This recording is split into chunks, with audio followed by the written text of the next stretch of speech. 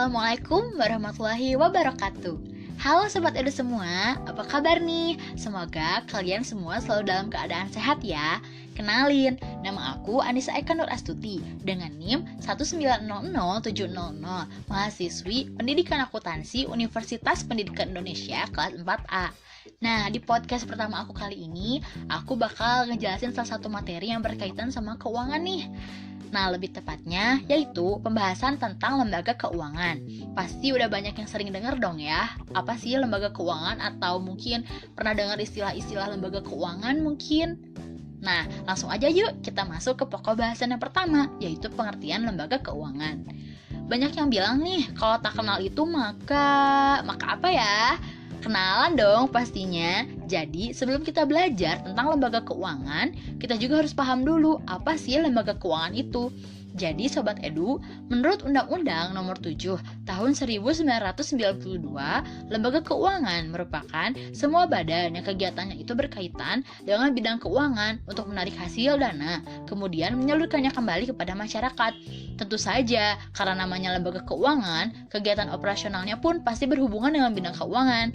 Nah, uang atau dana ini mereka peroleh dari masyarakat dan nantinya akan disalurkan kembali ke masyarakat sesuai dengan fungsi dan perannya. Nah, setelah kita tahu apa itu lembaga keuangan, kita juga harus tahu dong lembaga keuangan itu fungsinya buat apa sih? Jadi Sobat Edu, adanya lembaga keuangan itu memiliki 4 fungsi. Pertama, fungsi pengalihan aset. Lembaga keuangan dalam operasionalnya akan mengalihkan aset dengan cara meminjamkan dana kepada pihak lain untuk dikelola dalam masa waktu tertentu yang berasal dari simpanan masyarakat lembaga tersebut.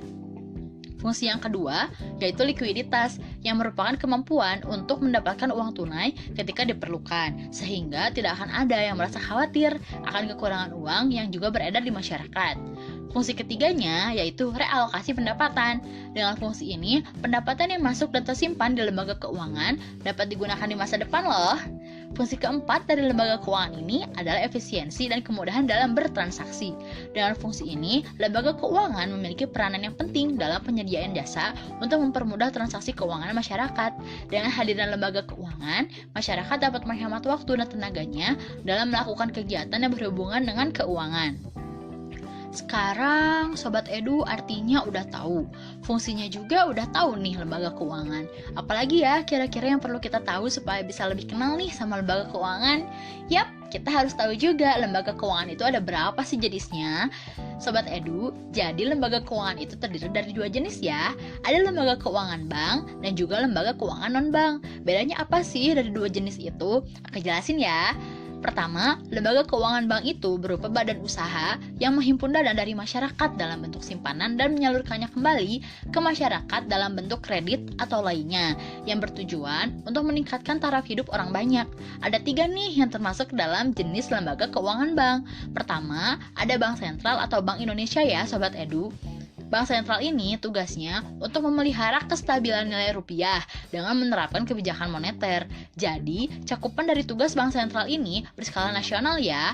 Kedua, ada bank umum nih yang bertugas sebagai pemberi layanan jasa dalam lalu lintas pembayaran. Contohnya kayak bank tempat Sobat Edu nabung ya.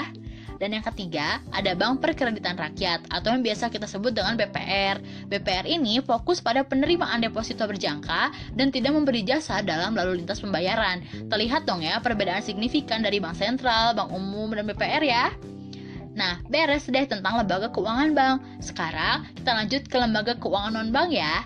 Jadi, Sobat Edu, berdasarkan Undang-Undang Nomor 10 Tahun 1998, lembaga keuangan non-bank itu adalah badan usaha di bidang keuangan yang menghimpun dana dengan mengeluarkan kertas berharga dan menyalurkannya untuk pembayaran investasi perusahaan. Sekarang, aku bakal kasih contoh 4 dari lembaga keuangan non-bank ini ya. Pertama, ada koperasi simpan pinjam. Pasti udah pada tahu dong ya sedikit tentang koperasi. Mungkin koperasi di sekolah atau koperasi di sekitar tempat tinggalnya. Nah, kalau koperasi simpan pinjam itu perannya untuk menghimpun dana anggota, menyalurkannya kembali pada anggotanya yang lain dan juga masyarakat umum. Kedua, ada perusahaan asuransi. Asuransi ini berupa perusahaan jasa dalam penanggulangan resiko dengan menghimpun dana dari penarikan premi tiap bulan dalam jangka waktu tertentu.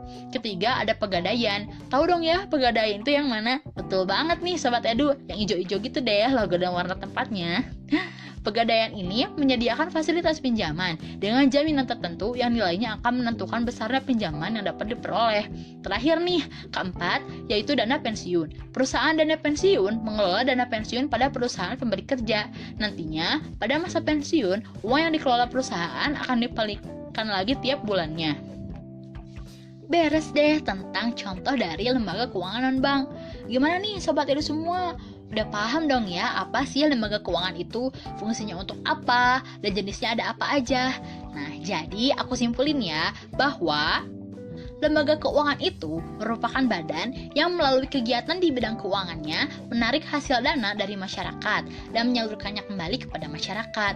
Fungsinya itu ada 4, pengalihan aset, likuiditas, relokasi pendapatan, dan juga kemudahan transaksi serta efisiensi.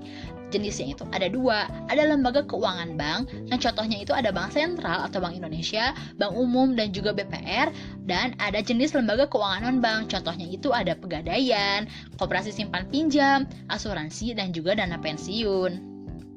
Oke Sobat Edu semua, mungkin penjelasan tentang lembaga keuangannya sampai di sini dulu ya.